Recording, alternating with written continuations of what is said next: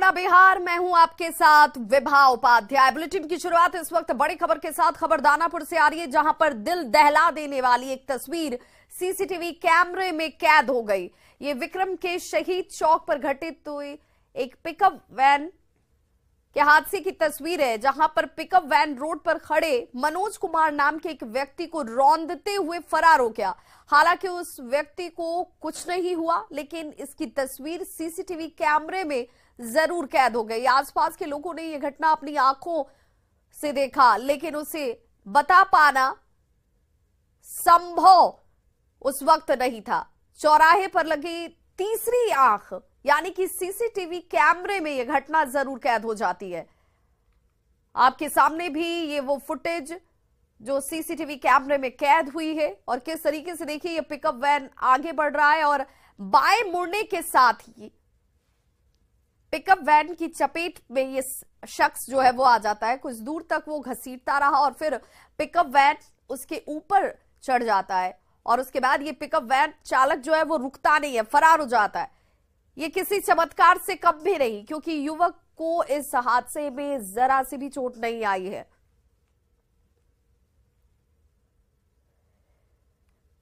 तो ये वो पिकअप वैन जिसे आप सफेद रंग की देख रहे होंगे लाल घेरे में, ये वो शख्स जो कि बड़े आराम से यहां पर खड़ा था, और कुछ ही पलों में यह पिकअप वैन देखिए कैसे इस शख्स को पहले गिराती है और उसके बाद उसके ऊपर से होती हुई पिकअप वैन यहां से निकल गई।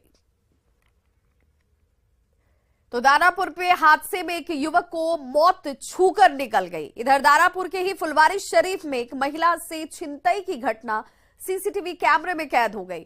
बीच बाजार में लोगों की आवाजाही देखिए हो रही है, भीड़ भाड़ वाला इलाका है। किसी को भी इस शख्स पे शक नहीं है जो कि सफेद रंग के टी शर्ट में आपको नजर आ रहा होगा, और बाजार में यह महिला बड़े आराम से चल रही है।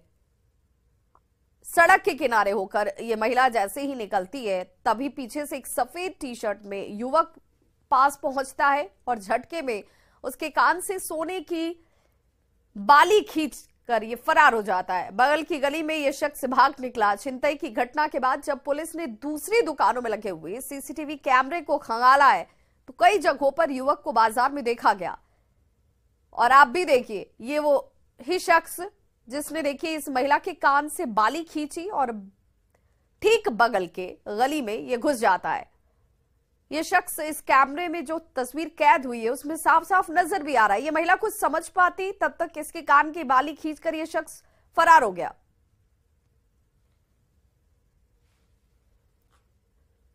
बेगूसराय में उत्पाद विभाग की टीम ने नगर थाना क्षेत्र के रेलवे के किनारे बसी झोपड़पट्टी में सघन छापेमारी की है। उत्पाद विभाग की इस कार्रवाई से शराब तस्करों में खलबली मच गई। छापेमारी में उत्पाद विभाग की टीम ने करीब 2000 लीटर अर्धनिर्मित महुआ शराब को नष्ट किया है।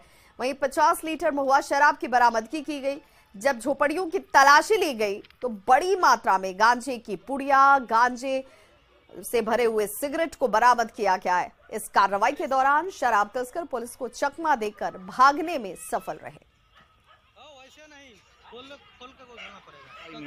पुलिस गाड़ी देखा, हम लोग दौड़े और कुछ बल लोग दौड़ा, तो इस समय रेलवे की पटरी पार हो जाता है। हम लोग देख के जब तक गाड़ी रुकती है तो उसका कुछ आदमी रोड पे रहता है, तो देख के फिर सूचना मिलता, फरार हो जाता है। प्रकार से छापामारी की जा रही है। आज अधीक्षक मद्य निषेध बेगूसराय के द्वारा हम लोग को निर्देश दिया गया है कि शिवरात्रि को देखते हुए कि झोपड़पट्टी में बृहद मात्रा में शराब वराब बनता है, शाम में यहाँ अड्डाबाजी चलता है ज़्यादा, इसीलिए हम लोग को वहाँ टीम गठित करके अधीक्षक मद्य निषेध के द्वारा भेजा गया। मधेपुरा पुलिस ने बड़ी वारदात को अंजाम देने की नीयत से जमा हुए 5 अपराधियों को पकड़ने का दावा किया है। बताया जा रहा है कि मुरलीगंज थाना क्षेत्र अंतर्गत बिधनिया गांव के पास 2 बाइक पर सवार 5 अपराधियों को पुलिस ने गिरफ्तार करने का प्रयास किया है। इनमें से एक बाइक पर सवार होकर 3 अपराधी हालांकि यहां से भागने में कामयाब रहे, जबकि 2 को पकड़ लिया गया है। अब इनसे पूछताछ में बाकी सहयोगियों की गिरफ्तारी के प्रयास पुलिस की तरफ से जारी हैं।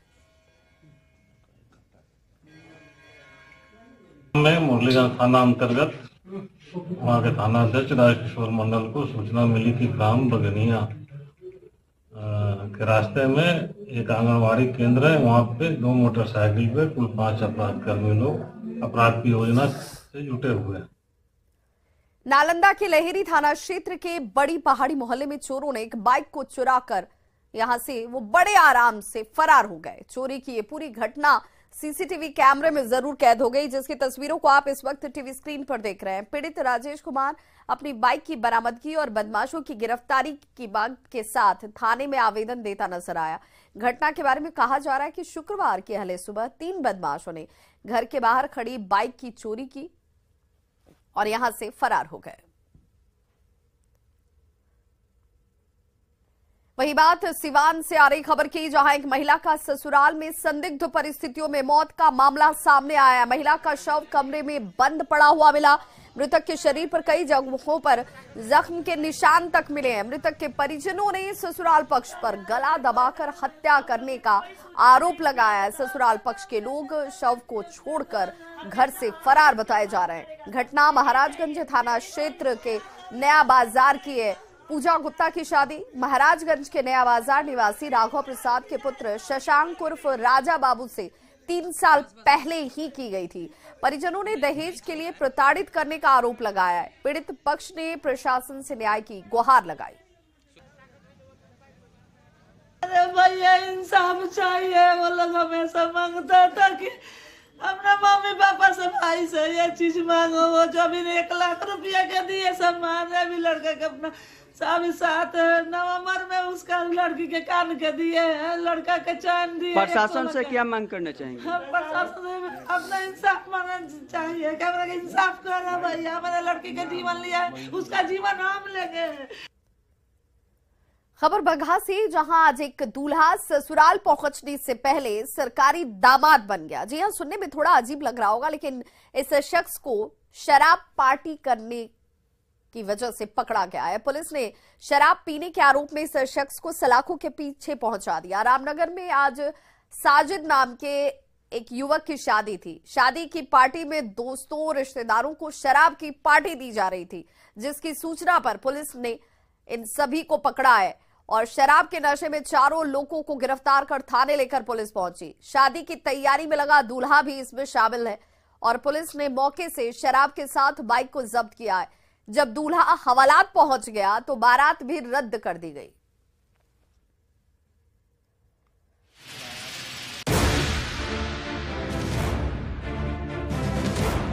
अगर मेरा सुबहुआ को अगर मान लीजिएगा तो 100 के नीचे जाएंगे, जान लीजिए।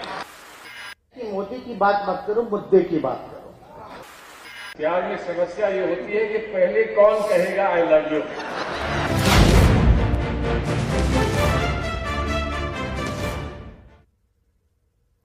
2024 के लोकसभा चुनाव के पहले विपक्ष के नेतृत्व पर हो रही चर्चा के बीच सीएम नीतीश कुमार ने एक बड़ा बयान दिया। पटना में आज सीएम नीतीश ने यह कहा कि वो 2024 के नेतृत्व के लिए फैसला ले चुके हैं। अब गेंद कांग्रेस के पाले में है। सीएम नीतीश ने बिना अपना नाम लिए हुए संकेत दिया कि वो 2024 में विपक्ष के नेतृत्व के लिए तैयार है। कांग्रेस इस पर फैसला करे। सीएम नीतीश ने कहा कि अगर कांग्रेस और पूरा विपक्ष साथ मिलकर अगर लड़ता है तो बीजेपी 100 के नीचे ही सिमट जाएगी। सीएम ने कहा कि नेतृत्व को लेकर वो कांग्रेस के फैसले का इंतजार कर रहे हैं। सीएम ने कहा कि वो विपक्ष को एकजुट करते रहेंगे। ये पहला मौका है जब सीएम नीतीश ने विपक्ष के नेतृत्व करने को लेकर संकेत दिए। तो यात्रा तो बहुत अच्छा हो गया, लेकिन अब इसके आगे थोड़ा सोच लीजिए। हम तो उसी के लिए इंतजार कर रहे हैं। जब तक हम तो जाकर दोनों को कही दिए हैं, हम कह दिए हैं कि भाई सोच लीजिए आगे, तो जो कहिएगा। अब बाकी अन्य पार्टियों का फोन आ रहा और सब लोग कह रहे हैं कि बाकी लोगों का सबका मीटिंग कीजिए, एक साथ बैठिए, तब जान लीजिए हम वेट कर रहे हैं खाली। अब आप लोग जितना जल्दी, हम इसीलिए हम वेट कर रहे हैं। तो बाकी और पार्टियां थी, बहुत सारी पार्टियां एकजुट होने के लिए तैयार बैठी हुई है। लेकिन अब आप सोचिए, हम तो चाहते हैं कि भाई अधिक से अधिक लोग एकजुट हो जाए। तो आज आप आए हुए हैं तो आप ही के माध्यम से आपके पार्टी के नेतृत्व को हम अनुरोध करेंगे कि जल्दी से जल्दी फैसला करिए और हम लोगों को बुला करके बात कर लीजिए कि कहां कहां और किनके साथ एकजुट होकर के अगला चुनाव लड़ना है। ये जिस दिन फैसला कर लीजिएगा और उसी दिन हम सब लोग एकजुट हो जाएंगे, हम मिल करके लड़ेंगे, तब जान लीजिए आप अच्छी तरह से मुक्ति हो जाएगी। और अगर आप लोग ठीक से सोच करके चलिएगा, जो हम कह रहे हैं शुरू से, हम इंतजार कर रहे हैं, अगर मेरा सुझाव को अगर मान लीजिएगा तो इस 100 के नीचे जाएंगे, जान लीजिए। अब जरा इस खबर के मायने को समझिए। सीएम ने गेंद अब कांग्रेस के पाले में डाल दी है, यानी कि अब मुख्यमंत्री भी इंतजार कर रहे हैं कांग्रेस के फैसले का। फैसला कांग्रेस पर छोड़ा क्या है, सीएम को कांग्रेस के ही फैसले का इंतजार है कि फैसला हां में आता है या फिर कांग्रेस इस पर अपनी असहमति देती है। कांग्रेस की हां के साथ ही सीएम दिल्ली जाएंगे, विपक्षी एकता को मजबूत करने पर उनकी तरफ से काम किया जाएगा, बीजेपी को हराने की रणनीति बनाई जाएगी, बीजेपी को 100 पर रोकने का काम करते हुए नजर आएंगे सीएम नीतीश कुमार। कांग्रेस को जल्द से जल्द फैसला लेना होगा और कांग्रेस को अपना फैसला सीएम को बताना होगा, तो इस पर सबकी निगाहें टिकी हैं। वहीं सीएम नीतीश के बयान पर कांग्रेस नेता सलमान खुर्शीद ने कहा कि नीतीश कुमार जो चाहेंगे वही होगा, घटक दलों के नेता मिल बैठकर सब कुछ तय कर लेंगे। सलमान खुर्शीद ने कहा कि वो सीएम नीतीश की बात को आला कमान तक पहुंचाएंगे और जरूरत पड़ी तो इसके लिए वकालत भी करेंगे। आपने बहुत इशारे में भी बात कही और स्पष्ट बात भी कही है। मैं सिर्फ एक बात कह सकता हूं कि जितनी मुझे समझ है अपनी पार्टी में, जो आप चाहते हैं वही वहां भी सब लोग चाहते हैं। लेकिन कभी कभी प्यार में एक समस्या होती है, प्यार में समस्या होती है और तेजस्वी जी ये जानते हैं, प्यार में समस्या ये होती है कि पहले कौन कहेगा आई लव यू।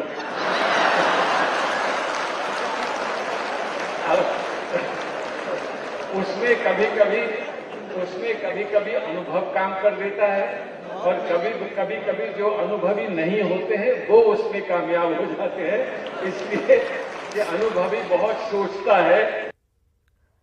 इस बीच आरजेडी नेता और डिप्टी सीएम तेजस्वी यादव ने कहा कि एकजुटता पर कांग्रेस को बहुत जल्द फैसला लेना होगा। जहां बीजेपी और कांग्रेस में फाइट है, वहां कांग्रेस तैयारी शुरू कर दे। मोदी की बात मत करो, मुद्दे की बात करो। देश में मुद्दा क्या है? बेरोजगारी, महंगाई, किसानों की समस्या है, मजदूरों की समस्या है, गरीबी है, लाचारी है, देश की आर्थिक स्थिति वो बिगड़ रही है, चीन से खतरा है। मुख्यमंत्री जी नीतीश कुमार जी हैं और इन्होंने जो निर्णय लिया देश हित में लिया, देश के संविधान को बचाने के लिए, लोकतंत्र को बचाने के लिए इन्होंने जिक्र किया देश का माहौल क्या है और ये हम लोगों के साथ आए, हम लोगों को बल मिला है, इसके लिए माननीय मुख्यमंत्री जी को हम धन्यवाद देना चाहते हैं। तो हम सभी लोगों को एक होकर के एक रोड मैप तैयार करना पड़ेगा, एक स्ट्रैटेजी तैयार करना पड़ेगा, तभी हम जाकर के जो है लड़ाई लड़ सकते हैं।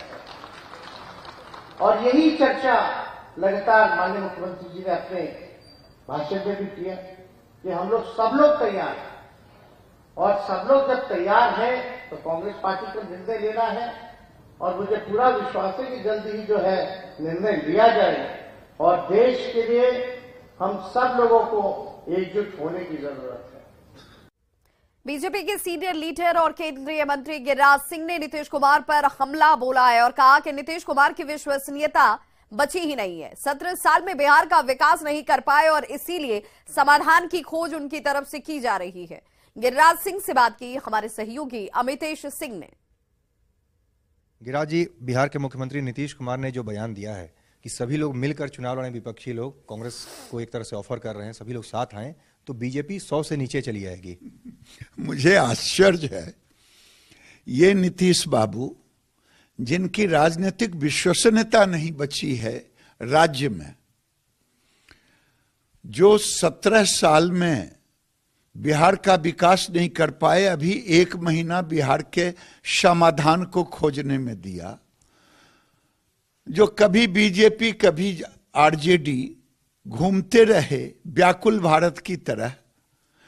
जो व्यक्ति 2010 में 114-15 सीट लाया, आज वो अपनी विश्वसनीयता 43-44 सीट पर लेके आ गया। वो आज बिहार और देश की एकजुटता की बात कर रहे हैं। नीतीश कुमार जी, मुझे आश्चर्य होता है। खबर सिवान से, जहां चुनावी रणनीतिकार प्रशांत किशोर ने कहा कि दूसरे जिलों की तरह सिवान में भी सबसे बड़ी समस्या बेरोजगारी और पलायन है। उन्होंने कहा कि पूरे बिहार की यही सबसे बड़ी समस्या है। बेरोजगारी और पलायन लोगों के नजर में सबसे बड़ी समस्या या सबसे बड़ी चुनौती है।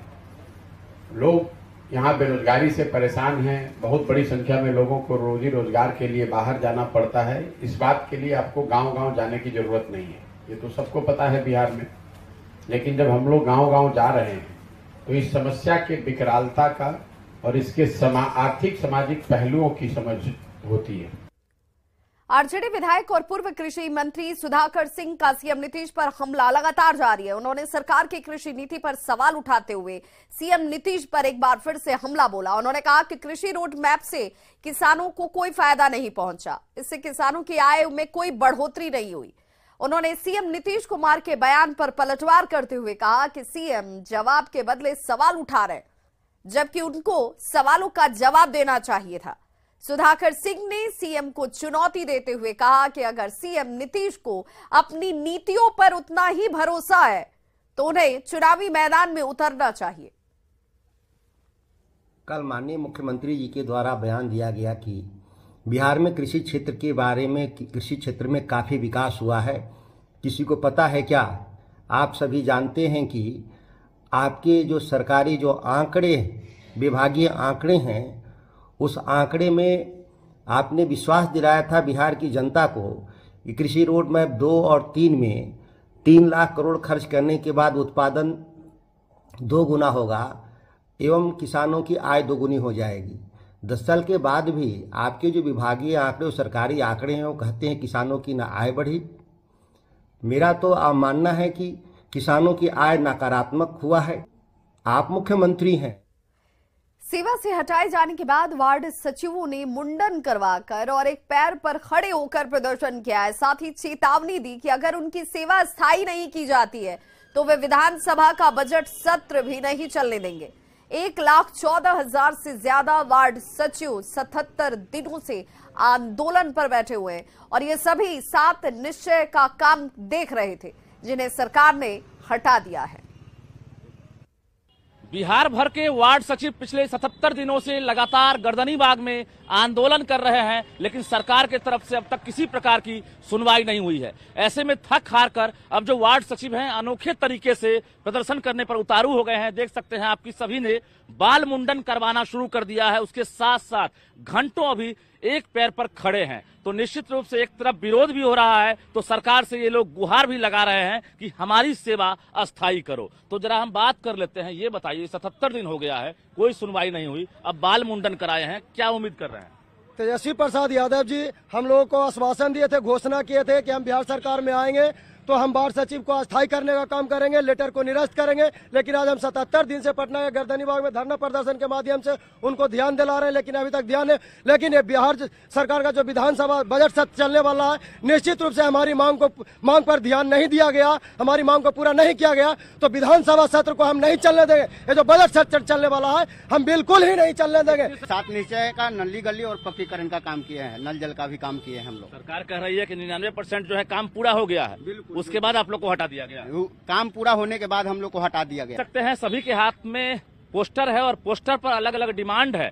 तो कुल मिलाकर पंचायती राज विभाग से ये लोग लगातार मांग करते आ रहे हैं कि जो हटाने का आदेश जारी हुआ है उस पत्र को निरस्त किया जाए और फिर से इन लोगों की सेवा ली जाए। कुछ महिलाएं भी हैं, उनसे ही बात कर लेते हैं। क्या डिमांड है?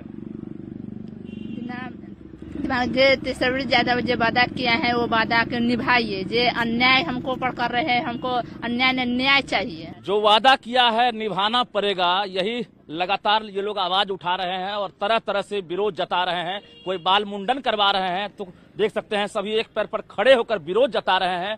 एक ही उम्मीद है कि सरकार सुनेगी और फिर से जो वार्ड सचिव है उनकी सेवा अस्थायी करेगी। कैमरामैन दीपक के साथ रजनीश कुमार, न्यूज़ 18 पटना। तो इस बुलेटिन में बस इतना ही। चलते चलते नजर डाल लेते हैं अब तक के हेडलाइंस पर। हेडलाइंस प्रेजेंटेड बाय भारत की शान, स्ट्रॉन्ग मतलब माइथन स्टील। 2024 के लोकसभा चुनाव को लेकर सीएम नीतीश का बहुत बड़ा बयान। कहा एकजुट हुए तो बीजेपी होगी 100 से नीचे। कांग्रेस के पाले में फेंकी गेंद। कहा हम कांग्रेस का कर रहे हैं इंतजार। पूर्व सीएम जीतन राम मांझी अपने बेटे को सीएम बनाने वाले बयान पर कायम। संतोष सुमन को बताया मुख्यमंत्री पद का सबसे योग्य उम्मीदवार। कहा नीतीश चाहेंगे तो संतोष 2025 में होंगे सीएम कैंडिडेट। पूर्व कृषि मंत्री सुधाकर सिंह का सीएम नीतीश पर सियासी वार जारी। किसानों की आय के बहाने सीएम पर साधा निशाना। कहा जवाब देने से भाग रहे हैं सीएम।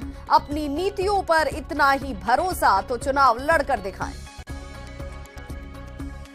बाढ़ में वार्ड पार्षद की गोली मारकर हत्या। बाजार समिति पुल के पास अपराधियों ने मारी गोली। मामले की जांच में जुटी पुलिस। समस्तीपुर के रोसड़ा में भाभी को अपनी छोटी ननद से हुआ प्यार। पति की रजामंदी से दोनों ने रचाई शादी। लव में विलेन बनी बड़ी ननद के खिलाफ थाने में दर्ज शिकायत। हेडलाइंस प्रेजेंटेड बाय भारत की शान, स्ट्रॉन्ग मतलब माइथन स्टील।